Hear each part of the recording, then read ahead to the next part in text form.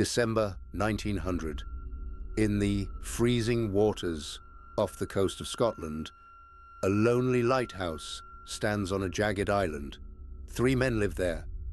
Their job is simple: keep the light burning, watch the sea, and wait for the next supply ship.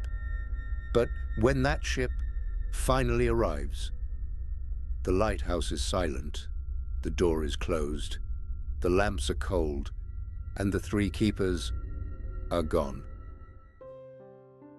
Welcome to Channel Noir Crime.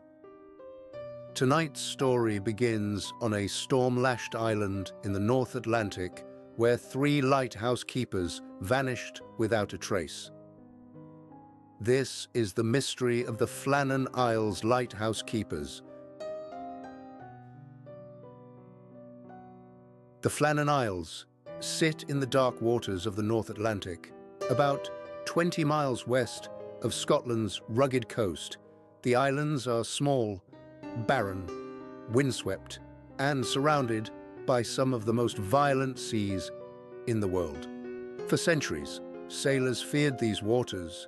Jagged rocks lurked beneath the waves, ready to tear open the hull of any passing ship.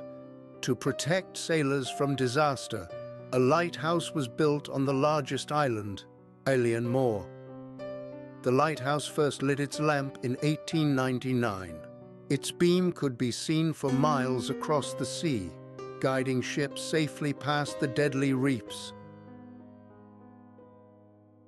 3 lighthouse keepers were assigned to maintain the station. Their lives followed a strict routine: trim the lamp, record the weather, watch the sea. Day after day, night after night, isolation was part of the job. For weeks at a time, the keepers would see no one but each other. Their only connection to the outside world was the occasional supply ship. On December 26, 1900, the supply vessel Hesperus approached the island. Its crew expected a familiar sight: one of the lighthouse keepers waiting on the landing platform below the tower. That was the usual signal. But this time, no one was there. The lighthouse stood silent. No signal flags, no welcome. A relief keeper named Joseph Moore climbed the steep stone steps toward the lighthouse. The wind howled around him. Waves exploded against the rocks below. At the top, he reached the door. It was closed, but unlocked. Inside, the silence felt wrong. The kitchen table had been set for a meal, but the food was untouched. One chair lay overturned on the floor. The clock on the wall had stopped, and 2 of the lighthouse keepers' heavy oilskin coats were missing. The 3rd coat still hung on its hook. No one leaves a lighthouse during a storm without a coat. The most disturbing clues were found in the lighthouse logbook. Only days earlier, one of the keepers had written about a terrible storm: waves crashing against the cliffs, winds screaming across the island. One entry claimed that one of the men had begun to cry. Another wrote that all 3 were praying together.